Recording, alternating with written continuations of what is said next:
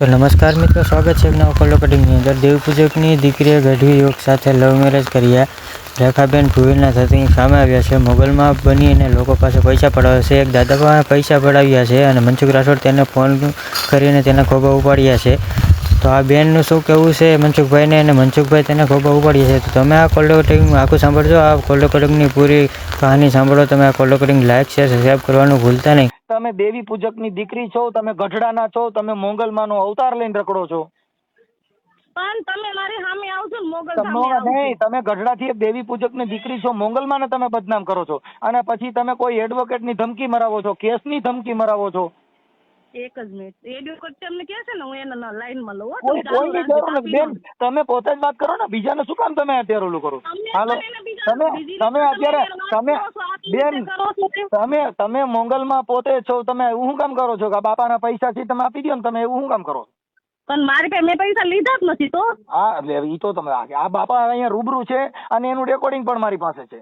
Recording તમારી પાસે ભલે ને હું એડવોકેટ ને તમને ફોન કરાવું, બરાબર ભાઈ? તમારે આમાં નંબર પર ફોન કરાવતો જ નથી બેન। હું તમને કહું છું, આ નંબર તો તમે બાપાને દીધા છે એટલે ફોન કર્યો તમે। ના, વાત ખોટી પડે, બધી વાત સાચી છે। બાકી તમે આ કરો છો ને તે કરો છો ને, હમણાં મારા ઘરવાળા નહીં કહો, મારા ફેમિલી નહીં કહો, અને આ નંબર સેવ રાખી છે અને તમને એડવોકેટ મેં તમને કીધું ને હમણાં એને કહું હો ભાઈ। બેન ગમે ને કયો, એને કોઈ મારે કઈ વાંધો નથી, મને કાયદાકીય તમારી યારે વાત કરી છે, અમારે કોઈ તમારી કાંઈ વાંધો નહીં, કાયદે રીતે જ કરવાનું છે। કાયદાથી બહાર ધમકી નથી હાલવાના, કોઈ નથી ને અમે ધમકી દેતા નથી ને ધમકી દેવાના નથી। અત્યારે તમે કીધું કે અમારા ખાનગી, તમે મોગલમાં ઉઠીને આવું કયો છો ને પછી તમે મોગલમાં અવતાર બનો છો। નંબર છે જ નહીં ભાઈ, હજુ તમને કઈ આમાં લખેલું છે ને, તમે બાપાને કીધું તું કે અમારા નંબર ખાનગી છે, આમાં તમે રિંગ ન કરતા। આ બે નંબર તમારા બાપાને દીધા છે ને તમે બાપા ભેગા તમારા માવતર પણ તમે જે કઈ તમે ગઢડા રહ્યો છો ત્યાં તમે એની ભેગા ગયા હતા।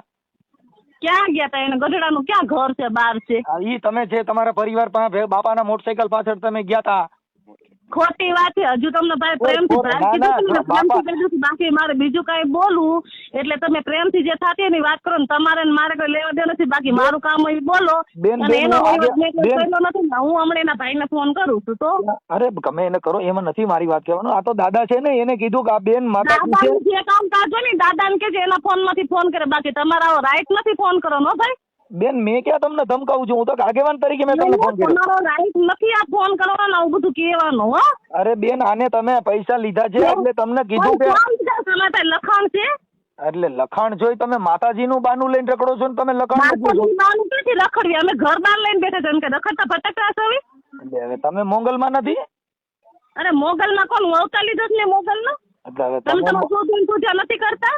એમ નહીં, આ બાપા કે છે મોગલમાં છે, તમે મને હાઈ પાડીને હું મોગલમાં છું એમ। એ મોગલમાં એમ નથી કીધું, મોગલમાંનું મંદિર છે ભાઈ।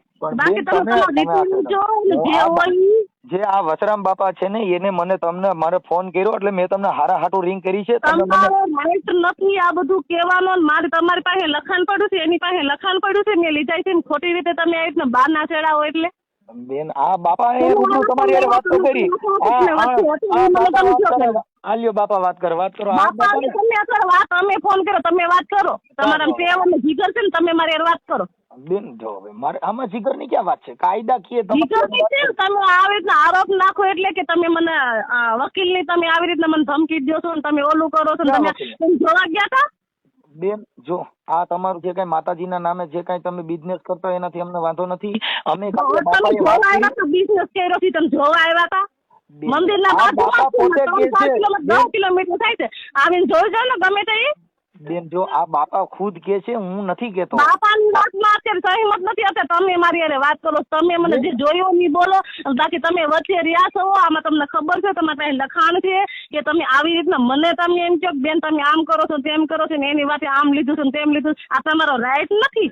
બાકી કામ હોય ને એ તમારે બોલવાનું ભાઈ। વાહ મોગલમાં વાહ મારી, બાકી તમારો પરસો બે કોઈ હાલે હો।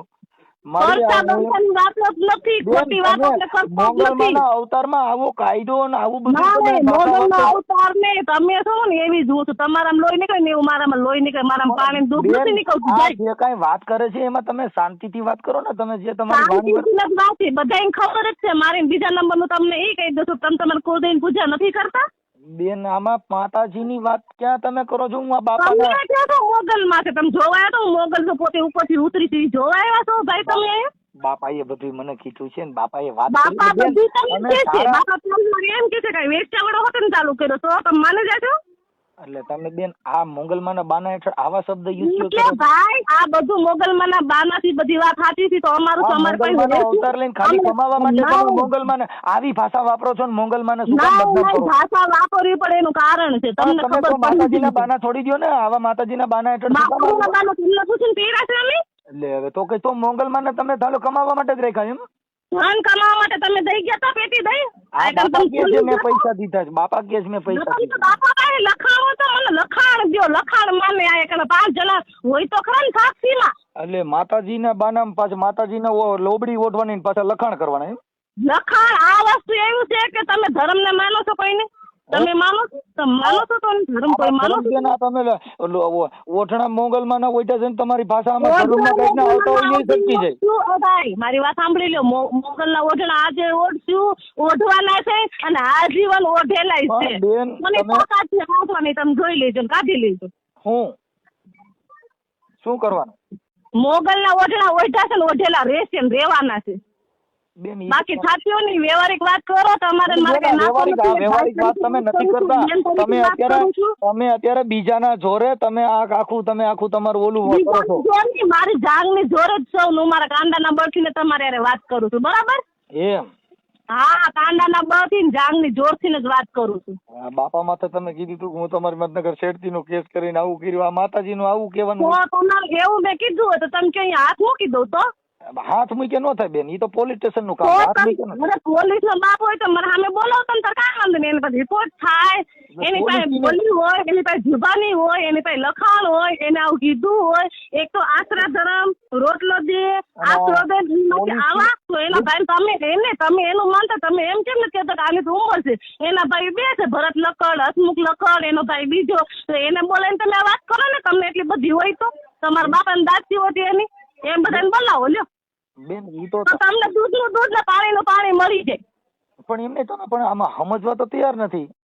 સમજવા તો હું તૈયાર જ છું બાકી તમે સાંભળવા તૈયાર છો આ તો હું કહ્યું ને તમારી વાત તો સાંભળું છું કે તમે મોગલમાં તમારો મોગલમાં આટલો બધો મગજ ખરાબ છે. મોગલમાં તો તમે રહેવા દેજો ભાઈની રીતે હોય ને તો ભાઈની રીતે બેન, દેજો. તમે બાકી મોગલમાં તરીકે વચ્ચે વર્તાવશો તો આવજો. મારે તમને બીજું નામથી તો બોલાવાય નહીં, તમારું નામ જ મોગલમાં તરીકે છે. તમને ખબર છે કે રેખાબેન તમે ક્યાં ના બોલો છો પણ બરાબર બેન ઈ તો તમારું નામ છે પણ તમે તો મોગલમાંનો અવતાર લઈને બેઠા છો તો તમારે એનો